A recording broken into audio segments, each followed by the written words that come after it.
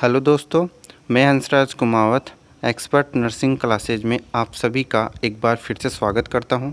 Friends, आज का ये वीडियो मैंने आपके लिए इसलिए तैयार किया है क्योंकि बहुत सारे स्टूडेंट्स के कमेंट आ रहे थे कि सर जो सीआरपीएफ का जो सबसे पहला जो क्वेश्चन था वो तो था कि सीआरपीएफ के एप्लीकेशन फॉर्म क्या स्टार्ट हो गए हैं।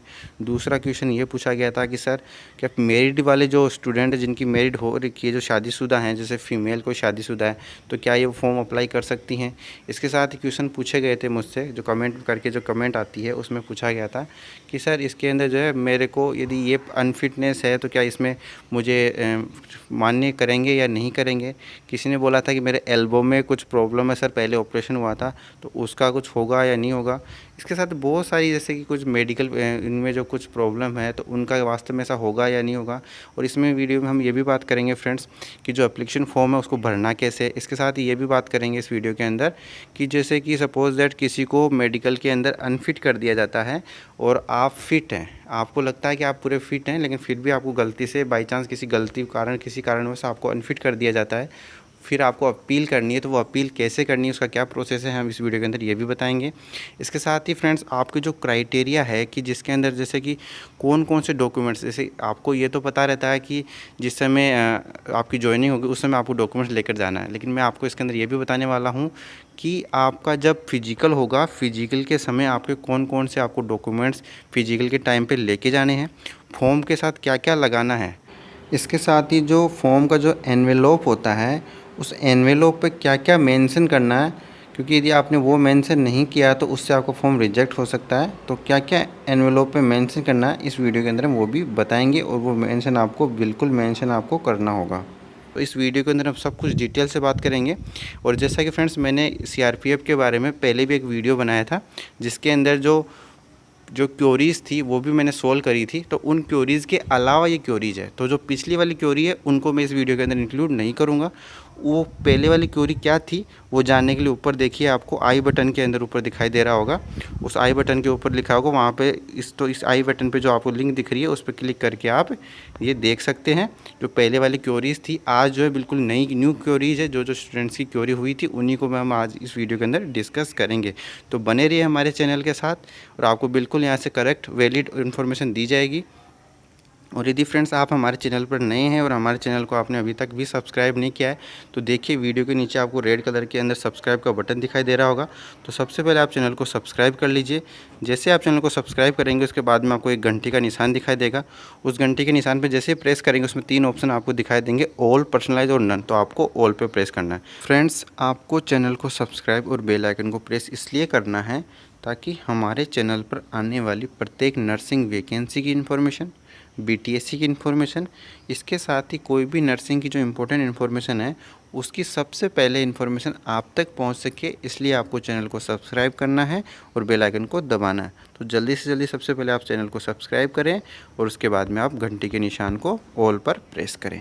और फ्रेंड्स इस वीडियो के अंदर हम ये भी बात करेंगे कि जैसे कि कोई मैरिड फीमेल है और वो प्रेग्नेंट है तो उस कंडीशन के अंदर क्या होगा क्या नहीं होगा, उसके लिए क्या कोई ऑप्शन है, वो सब हम डिटेल से इसके बारे में बात करेंगे। तो सबसे पहले हम इसका जो ऑफिशियल जो नोटिफिकेशन है वो डाउनलोड करेंगे, फिर उसके अंदर जो इम्पोर्टेंट जो इन्फॉर्मेशन है वो अपन डिस्कस करेंगे।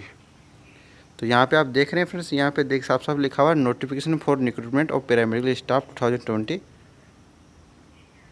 चाहें तो आप खुद भी इसको डाउनलोड कर सकते हैं, तो हम डाउनलोड कर लेते हैं। सबसे पहले यहाँ पे व्यू ऑल में जाते हैं,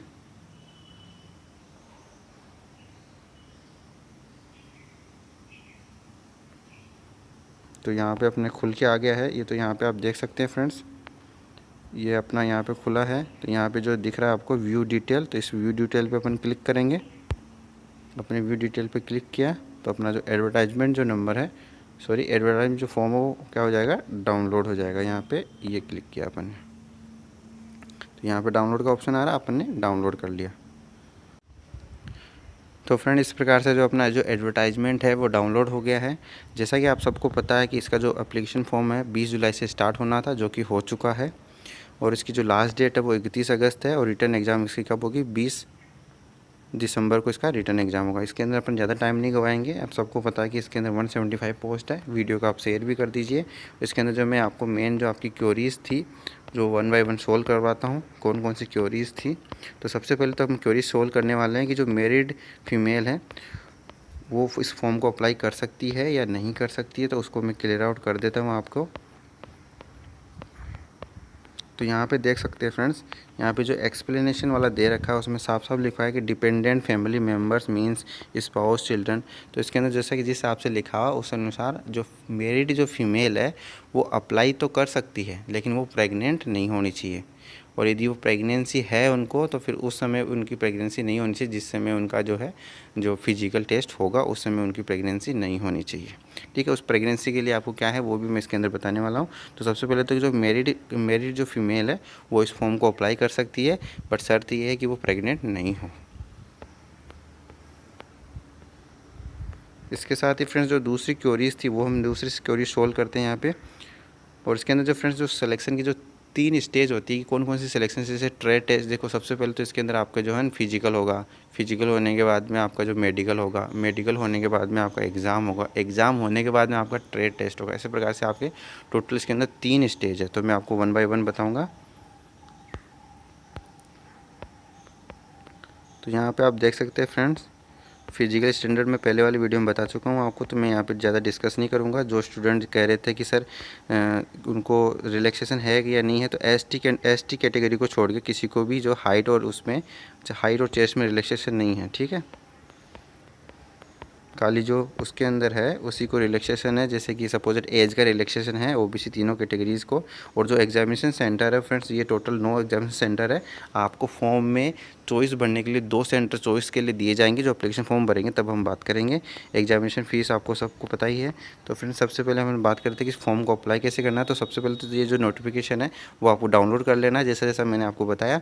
उसके बाद में आपको इसको फिल करना है, कम्प्लीटली इसको फिल करना है। उसके अंदर फोटोग्राफ का ऑप्शन है, उस फोटोग्राफ लगाना है, उसका सिग्नेचर करना है और आपको भेजना कहाँ पे वो भी बता देता हूँ इसके साथ ही फ्रेंड्स। उसके साथ ना आपको 2 लेटेस्ट पासपोर्ट साइज़ के फ़ोटो लगाने। और यदि यहाँ पे साफ साफ लिखा हुआ है कि यदि आपने पासपोर्ट साइज़ का फ़ोटो नहीं लगाया है, उसके अंदर 2 लेटेस्ट पासपोर्ट साइज़ नहीं रखी है डॉक्यूमेंट्स के साथ में, तो आपका जो फॉर्म है वो रिजेक्ट हो जाएगा। यहाँ पे देख सकते हैं आप, the application will be rejected in case of non receipt of photograph, name of the examination. और आपको क्या करना फ्रेंड्स, जो आपका जो एनवेलोप है वहाँ पे आपको central reserve police force paramedical staff examination 2020 ये लिखना है। ये लिखना ही लिखना है। यहाँ पे लिखा हुआ साफ साफ, should be written on the top of envelope. यानी जो आप जिसकी लिफाफे के अंदर जो एनवेलोप के अंदर जो भेजेंगे उसमें साफ साफ लिखा हुआ है कि एनवेलोप पे आपको जो है लिखना है, क्या क्या लिखना है, central reserve police force paramedical staff examination 2020 ये लिखना है। उसके ऊपर 2 फोटो अंदर होनी ही चाहिए। और आपको the duly fill application form with the photocopies all relevant document, 2 latest passport size photograph, envelope में mentioning corresponding address of applicant with request stamp should be mail और डिपॉजिट। यानी आपका जो करेस्पॉन्डेंस एड्रेस भी उसके ऊपर होना चाहिए एनवेलोप के ऊपर। एनवेलोप पे आपको ये central reserve police force paramedical staff examination का नाम भी होना चाहिए और 2 जो फोटोग्राफ भी इसके अंदर होनी चाहिए। बाकी तो आपका फॉर्म जो है कैंसिल हो सकता है। आपको भेजना कहाँ पे इसको, तो जो भेजने के लिए जो एड्रेस दे रखा है वो यहाँ पे आप देख सकते हैं, DIGP group centre CRPF Bhopal village Magaresia taluk Huzur district Bhopal MP 462045। आपको यहाँ पे इसको फॉर्म को क्या करना है, सेंड करना है। ये वाला एड्रेस डालना है वहाँ पे कि यहाँ पे आपका फॉर्म आपको सेंड करना है। ठीक है, लेकिन should clearly mention the post which is apply for post in application form. यानी एप्लीकेशन फॉर्म में आपको क्लियरली मेंशन कर देना है कि आप कौन सी पोस्ट के लिए अप्लाई कर रहे हैं। और एनवेलोप वाला बिल्कुल मत भूल जाना, एनवेलोप पे लिख देना आपको। ये भी आप लिख सकते हैं एनवेलोप पे कि पोस्ट अप्लाइड फॉर, तो जैसे कि स्टाफ नर्स है तो सब इंस्पेक्टर, फिर जो ब्रैकेट में आप स्टाफ नर्स करके आपको ये लिख देना है इस एनवेलोप पे, ताकि आपका फॉर्म रिजेक्ट नहीं हो। अब दूसरी हम बात कर लेते हैं फ्रेंड्स, इंपॉर्टेंट जो बात है इसके अंदर, आपको ईमेल आईडी और जो मोबाइल नंबर वो बिल्कुल वैलिड वाला लगाना है आपको। और इसका जो एडमिट कार्ड आ जाएगा वो आपको बाई पोस्ट जाएगा, लेकिन आपको ईमेल आईडी लगा देना इसलिए क्योंकि हो सकता है कई बार आपको ईमेल आईडी के द्वारा इन्फॉर्मेशन दी जाए। उस कंडीशन के अंदर आपको ईमेल आईडी रहना ज़रूरी है, वैलिड ईमेल आईडी। अब एक चीज़ और है फ्रेंड्स, जो कैंडिडेट मतलब जैसे कि ये जो यहाँ पे इसको देख सकते हैं वीडियो को पॉज करके, तो यहाँ के जो स्टेट के जो कैंडिडेट है उनके लिए जो लास्ट डेट है वो 4 सितंबर तक है। बाकी कैंडिडेट के लिए 31 अगस्त है। ओके, और आपको यदि फ्रेंड्स आप इसके अंदर है कि यदि इन स्टेट के अंदर से हैं तो इन स्टेट के लिए आपको जो कॉलम नंबर 17 लिखा हुआ तो उसके अंदर आपको भरना होगा कि आप कौन से रीजन से हैं। इसको वीडियो को पॉज करके आप देख सकते हैं। और दूसरी बात कि आपको एक ही पोस्ट के लिए आपको अप्लाई कर सकते हैं। और जो आप सेंटर चेंज, नो सेंटर और change examination will be allow under any circum, किसी भी सर्कमस्टांसेस के अंदर सेंटर जो अलॉट हो गया वो चेंज नहीं होगा, ये साफ साफ इसके अंदर लिखा हुआ है। अब हम जो बात करेंगे कि आपका जो स्टेज वाइज जो रिक्रूटमेंट प्रोग्राम होगा जिसके अंदर आपका जो फिजिकल और जो मेडिकल होगा, फिजिकल के समय आपको कौन कौन से डॉक्यूमेंट्स ले जाने हैं, तो इसकी 3 स्टेज मैंने आपको बताई थी कि 3 स्टेज इसके अंदर है। तो स्टेज फर्स्ट के अंदर आपका जो फिजिकल होगा, फिजिकल जब होगा तो उस समय आपको कौन कौन से डॉक्यूमेंट्स लेकर जाने हैं, तो ये आप बिल्कुल नोट कर लीजिए। ये वाले आपको डॉक्यूमेंट्स लेके जाना है। कास्ट सर्टिफिकेट आपको ले जाना है, education certificate, age and date of birth, discharge certificate, experience certificate in relevant trade in case of ex serviceman यदि आप हैं तो उस कंडीशन में, एनओसी ले जानी है यदि आप किसी गवर्नमेंट डिपार्टमेंट में काम करते हैं तो। ठीक है, इसके साथ ही आपको स्टेज सेकंड के अंदर बता दूं फ्रेंड्स, जो रिटर्न एग्जामिनेशन होगा उसके अंदर क्या प्रोसेस रहेगा पूरा, जो इसके अंदर आपको क्या क्या सिलेबस आने वाला है, क्या क्या आपको पूछा जाएगा इसके अंदर, तो आपको बिल्कुल क्लियर आउट मैं कर देता हूं। तो यहाँ पे आप देख सकते हैं स्टेज, तो यहाँ पे साफ साफ लिखा है कि रिटर्न एग्जाम जो होगा आपका एक पेपर के अंदर होगा, उसके अंदर 100 क्वेश्चन होंगे। और जो 100 क्वेश्चन का जो प्रत्येक क्वेश्चन होगा वो 1 मार्क्स का होगा, यानी टोटल 100 मार्क्स का क्वेश्चन होगा। और आपको 2 घंटे का टाइम दिया जाएगा, यानी 120 मिनट आपको दी जाएगी 100 क्वेश्चन को सोल्व करने के अंदर। उस जो 100 क्वेश्चन का जो पेपर होगा उस पेपर के 2 भाग होंगे, पार्ट ए और दूसरा पार्ट बी। तो पार्ट एक जो है वो 50 मार्क्स का रहेगा। पार्ट ए के अंदर जो कौन कौन से सब्जेक्ट आपके इंक्लूड होने वाले हैं, तो ये वाले सब्जेक्ट उसके अंदर इंक्लूड होने वाले हैं। जनरल इंटेलिजेंस एंड रीजनिंग, जिसके अंदर 10 question for 1 marks each, in 10 question general intelligence reasoning के, जनरल अवेयरनेस के 10 क्वेश्चन, न्यूमेरिकल एप्टीट्यूड के 15 क्वेश्चन, इंग्लिश और हिंदी के 15 क्वेश्चन। इस प्रकार से आपको टोटल 50 क्वेश्चन जो है पार्ट ए के अंदर रहेंगे। और जो पार्ट 2 है उसके अंदर कितने रहेंगे आपके लिए बात करते हैं। पार्ट 2 के अंदर जो फ्रेंड्स आपका जो प्रोफेशन है उसके अंदर जो आपका जो कोर्स आपने कर रखा है, जैसे किसी ने स्टाफ नर्स का जो जैसे जीएनएम बीएससी नर्सिंग कर रखी है, तो उस हिसाब से उनके जो कोर्स के अनुसार जो है उसके अंदर से पूछा जाएगा, वो 50 नंबर के क्वेश्चन होने वाले हैं। यहाँ पे देख सकते हैं question will be concern profession of the trade, the level of question will be at par be with eligibility criteria required for particular trade and rank, minimum cut off percentage for, इनके जो cut off जाने वाली है unreserved category को 50% of total marks के अंदर 50% लाना चाहिए, लाना ही होगा, तभी आपका जो है इसके अंदर आपका लिस्ट में आएगा। आपका जो एग्जाम होने वाला है उस एग्जाम के अंदर मल्टीपल चॉइस क्वेश्चन यानी एमसीक्यू टाइप के क्वेश्चन पूछे जाएंगे, दोनों हिंदी और इंग्लिश दोनों लैंग्वेज के अंदर होने वाले हैं। तो तीसरा जो है फ्रेंड्स जो है कि आपका जैसे कि सबसे पहले फिजिकल हो गया, मेडिकल हो गया, उसके बाद में आपका जो है रिटर्न एग्जाम होगा। रिटर्न एग्जाम में पास होने के बाद में भी आपको ट्रेड टेस्ट में पास होना जरूरी है। यहाँ पे साफ साफ लिखा हुआ है trade test and screening of documents, इसके अंदर आप देख सकते हैं ये 20 मार्क्स का होने वाला है। यहाँ पे साफ साफ लिखा 20 marks end of the qualify in nature, यानी क्वालिफाई नेचर का है वैसे ये, लेकिन 20 मार्क्स का ये है। उसके अंदर से आपको जो है कैसे कैसे क्या होगा, प्रैक्टिकल टेस्ट किया जाएगा 10 मार्क्स का, knowledge about tools and equipment 5 marks. तो इस प्रकार से आपको टोटल 20 मार्क्स होगा। एक्सपीरियंस वाला दे रखा है 5 मार्क्स, कितने ईयर का आपको एक्सपीरियंस उस आधार पे, तो टोटल कितने हुआ 20 मार्क्स का ये हुआ आपका। अब हम बात करते हैं फ्रेंड्स नेक्स्ट के बारे में।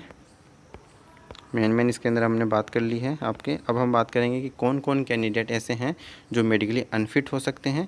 दूसरी बात कि जो अनफिट है, जैसे किसी को अनफिट कर दिया है लेकिन वो नहीं है, तो उनको वो क्या कहाँ पे अपील कर सकते हैं, कैसे अपील करेंगे, तो कौन कौन से के जो कैंडिडेट यहाँ पे लिखा हुआ है, purpose of medical standard to ensure the medically fit candidate accepted in the central reserve police force और द यूनियन ऑफ इंडिया। और दूसरी बात ये बता देता हूँ फ्रेंड्स, जो हैंडीकैप्ड वाले जो कैंडिडेट है उनको इसके अंदर अलाउ नहीं किया गया है। ठीक है, वो लोग अलाउ नहीं है इसके अंदर।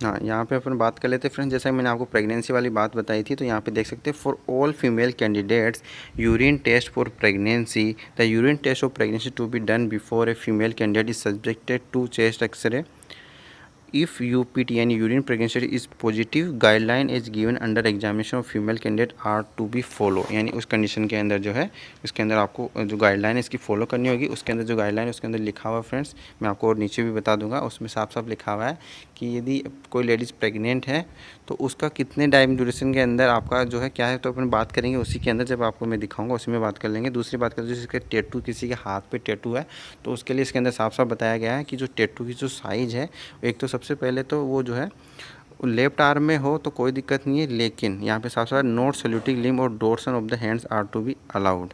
यानी जो नॉन सैल्यूटिंग जो लिम्ब है, यानी जिस हाथ से आप सैल्यूट करते हैं जब आप उसमें जाते हैं, जैसे सीआरपीएफ में आप है तो सैल्यूट करना होता है, तो सैल्यूट जिस हाथ से करते हैं उस हाथ में टैटू नहीं होना चाहिए, ठीक है।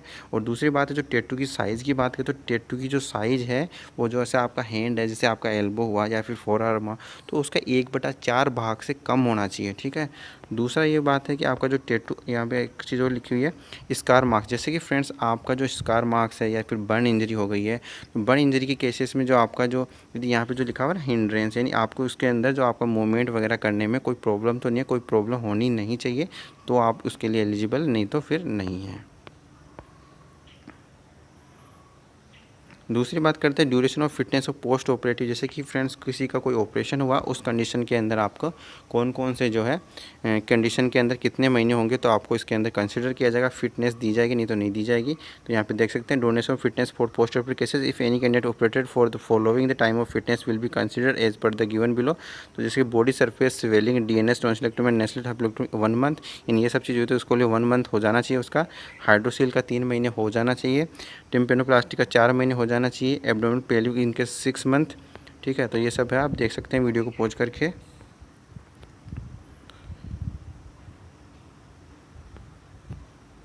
और जो ब्लड प्रेशर है वो नॉर्मल रेंज सिस्टोल इतना है, तो डायस्टोलिक इतना ये होना चाहिए उसके अंदर। तो कैंडिडेट नोट नहीं, उसको जो कैंडिडेट है उसके जो नोक नहीं होना चाहिए, फ्लैट फुट नहीं होना चाहिए, वेरिकोज वेन और स्क्विंट इन आई के अंदर भी नहीं होना चाहिए, नहीं तो वो क्या हो जाएगा, अनफिट हो जाएगा। जो हीमोग्लोबिन की बात करें तो हीमोग्लोबिन 18 से ज़्यादा नहीं होना चाहिए और 10 से कम नहीं होना चाहिए फीमेल के अंदर, और मेल के अंदर 12 से कम नहीं होना चाहिए। Ground for rejection during medical, तो मेडिकल के अंदर आपको कौन कौन से कर सकते हैं, तो ये सब कंडीशन है, वीडियो को पॉज करके आप देख सकते हैं कि ये सब कंडीशन के अंदर आपको जो है अनफिट किया जा सकता है। तो अब हम बात करेंगे फ्रेंड्स कि जो जैसे कि कोई किसी को लगता है कि वो अनफिट नहीं है, बाई चांस किसी गलती की वजह से या फिर हो सकता है कि एरर होने की वजह से वो अनफिट हो गया है, तो उस कंडीशन में आप कैसे अपील दायर करेंगे, तो वो अपील के बारे में मैं आपको बताने जा रहा हूँ अभी।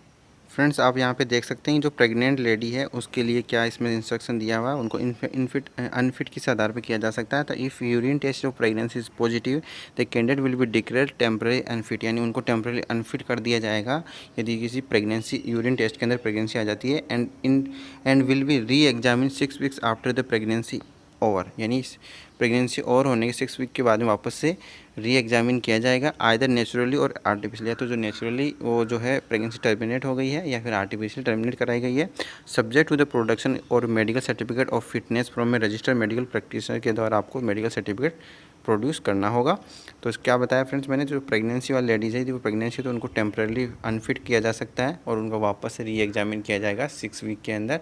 तो उसका जो है फ्रेंड्स उस समय आपका जो है नेचुरली या तो जो है नेचुरली टर्मिनेशन किया हो प्रेगनेंसी का, यहाँ पे लिखा प्रेगनेंसी इज ओवर आफ्टर, यानी प्रेगनेंसी ओवर होने के 6 वीक में आपको जो है री एग्जामिन किया जाएगा, या तो वो नेचुरली से करवाई गई हो या फिर आर्टिफिशियली। तो वीडियो को पूरा देखना है फ्रेंड्स, ताकि आपको कोई भी डाउट हो वो सब बिल्कुल क्लियर हो जाए, नहीं तो फिर आपको आधे अधूरे डाउट रहेंगे, फिर आपको दिक्कत आएगी। इसलिए आपको पूरा वीडियो देखना है, और वीडियो को अच्छा लग रहा है वीडियो को लाइक कीजिए और वीडियो को शेयर जरूर कर दीजिए ताकि सभी लोगों के अपने डाउट क्लियर हो जाए। तो यहाँ पर आप देख सकते हैं friends, appeal against medical examination. तो मेडिकल एग्जामिनेशन जो हुआ उसके आपको अपील करनी है कि जैसे कि if a candidate declare unfit, यदि कोई कैंडिडेट अनफिट डिक्लेयर कर दिया जाता है उस कंडीशन में क्या होगा। तो यहाँ पे देख सकते हैं ground for rejection unfit will confided to the candidate by the recruiting doctor duly countersigned by the PO of the recruitment board. The candidate, if not satisfied with the finding of the recruitment doctor, can submit appeal of the review medical examination, यानी उस condition में वो review medical examination के लिए क्या कर सकता है, अपील सबमिट कर सकता है with a certificate indicating the error of the judgement of his medical fitness from a medical officer of concern specialist from district hospital and अबो along with registration no given by the MCI medical council practitioner and fees of Rs 25। तो उसमें fees जो आपकी लगी 25 रुपये लगेगी। तो friends इस प्रकार से आप जो है अपील दायर कर सकते हैं जो है अपनी अपील। तो उसके अंदर आपको फीस ऑफ Rs 25 रुपये की फीस लगेगी to the appellate authority. The medical certificate of the proof will not be taken into the given in full knowledge of the fact that the candidate has already been declare unfit for the service by CRPF recruiting medical board for appointment in CRPF. The appeal will be also be not taken into the consideration unless if contain medical re-examination fees of Rs 25 only in the form of cross IPO and demand draft in favour of the appellate authority. यानी जो appellate authority उसमें आपको 25 रुपये का जो IPO या फिर Indian postal order या फिर डिमांड ड्राफ्ट बनाना होगा, सबमिटेड विद इन 15 डेज। यानी आपको जो अनफिट घोषित करने के 15 दिन के अंदर अंदर आपको इसको सबमिट करोगे, तभी आप जो है री मेडिकल एग्जामिनेशन RME आपका हो सकता है। From the date of issue of the communication of his medical unfitness, the appellate authority for the purpose will be intimated to the concerned candidate in the due course.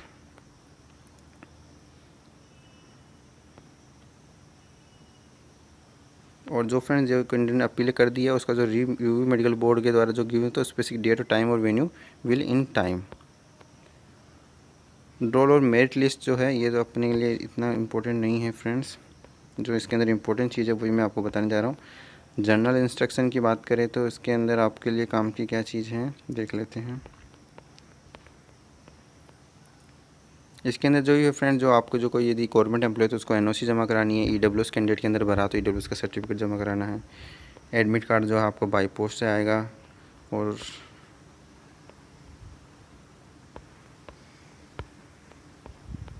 इसके साथ ही important instruction to the candidate, तो candidate के लिए important instruction यहाँ पे दे रखे हैं फ्रेंड्स। तो आपका जो फॉर्म होगा उसके अंदर जो आपकी यहाँ पे लिखा हुआ OMR answer sheet will be awarded 0 marks. यानी आपको जो इसके अंदर the candidate who have affix their signature earlier who have not written और coded details such as the name, roll number, test form number not furnishing the degree certificate on page 1 of the OMR answer sheet. यानी जो OMR जो answer sheet जब आप exam देंगे उसमें जो OMR answer sheet आएगी उसके आपको ये डिटेल भरनी होगी। यदि नहीं भरेंगे तो 0 मार्क्स आपको दे दिया जाएगा। इसलिए भरना है, ध्यान से रखना, ध्यान रखना इस चीज़ का। यहाँ पे साफ साफ लगा कि physical handicap to be physical handicap candidate is not eligible for apply for this examination के लिए एलिजिबल नहीं है। आपको यदि कोई क्वेरी है तो आप इस वाले नंबर पे हेल्पलाइन नंबर है 01126160255 इस पर आप जो है क्वेरी अपनी क्वेरी क्लियर कर सकते हैं। और आपको जो भी एक आइडेंटिटी प्रूफ लेके जाना होगा। Candidate submit more than 1 application with different particulars name, father and community will be summarily rejected. यानी आपने यदि एक से अधिक पोस्ट पर अप्लाई कर दिया तो आपका जो फॉर्म है कैंसिल हो जाएगा। Signature of the candidate are prescribed document should be identical इधर इंग्लिश और हिंदी। तो ये था फ्रेंड्स इसके अंदर। अब हम बात करेंगे कि जिसका जो फॉर्म है वो आपको कैसे भरना है, तो वो बात कर लेते हैं। सबसे पहले तो ये आपका फॉर्म है। यदि आपको इसका PDF चाहिए तो आप मेरे व्हाट्सअप नंबर पर मैसेज कर सकते हैं। व्हाट्सअप नंबर है मेरा 9024307738। नंबर वापस से नोट कर लीजिए 9024307738। ये मेरा व्हाट्सअप नंबर है। आपको यदि इसका PDF चाहिए तो मेरे व्हाट्सअप पे मैसेज कर सकते हैं। इसके साथ ही आपको बता दूं यदि आप मेरे पे मैसेज नहीं करना चाहते डायरेक्टली टेलीग्राम ग्रुप ज्वाइन करके भी आप इसकी PDF प्राप्त कर सकते हैं। टेलीग्राम ग्रुप ज्वाइन करने के लिए टेलीग्राम की लिंक मैंने वीडियो के डिस्क्रिप्शन बॉक्स में डाल दी है। तो चलिए इस फॉर्म को कैसे भरेंगे हम बात कर लेते हैं। तो जैसा कि फ्रेंड्स मैंने आपको बताया यहाँ सबसे पहले आपको पोस्ट अप्लाइड फॉर लिख देना है। एग्जामिनेशन सेंटर चॉइस के आपको 2 ऑप्शन दिए गए, दोनों जो आपको 9 सेंटर चॉइस है उनमें से 2 चॉइस भरनी होगी। यहाँ पे आपको पासपोर्ट साइज का कलर फोटोग्राफ लगाना होगा। नेम ऑफ एप्लीकेंट का नाम आ जाएगा। ये सब तो नॉर्मल इन्फॉर्मेशन है आपके लिए, कोई इसमें कोई ऐसा कुछ खास नहीं है। खाली आपको जो 17 वाला पॉइंट ध्यान रखना है, name of the particular area और reason of the claiming extend time.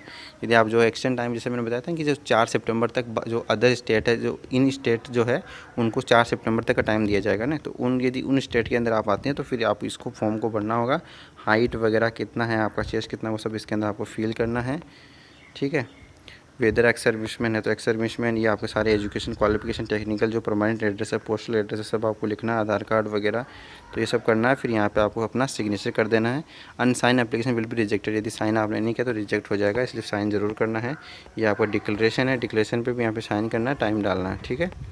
और ये सब आपको फिल कर देना। आई जो आपका नाम वगैरह से एज वेज जो भी आपका एड्रेस है वो सब इसके अंदर आपको डाल के आपको इस फॉर्म को जो आपका जो एनवेलोप है उस एनवेलोप के अंदर जो आपके सारे डॉक्यूमेंट्स लगा देने हैं। डॉक्यूमेंट्स लगाने के साथ में आपको 2 पासपोर्ट साइज़ ज़रूर डालनी है। ठीक है। कोई इसके अंदर ऊपर साफ साफ मैंने बताया था आपको 2 पासपोर्ट साइज़ की फ़ोटो आपको इसके अंदर लगानी है। चिपकाने के अलावा 2 डाल देना ताकि कोई दिक्कत नहीं आए। ठीक है। और भी कोई डाउट हो तो आप मेरे व्हाट्सअप नंबर पे मैसेज कर सकते हैं, हमारे कमेंट बॉक्स में कमेंट करके पूछ सकते हैं। हम आपको पूरा रिप्लाई करने की ज़रूर पूरी कोशिश करेंगे। और बने रहिए हमारे साथ क्योंकि हम आपको देते हैं बिल्कुल एग्जैक्ट इन्फॉर्मेशन। इसलिए आप हमारे चैनल को सब्सक्राइब कीजिए, बेल आइकन को प्रेस कर दीजिए और वीडियो को ज़्यादा से ज़्यादा शेयर कीजिए। तो चलिए फ्रेंड आज की वीडियो में इतना ही था, मिलते हैं नेक्स्ट वीडियो में। धन्यवाद।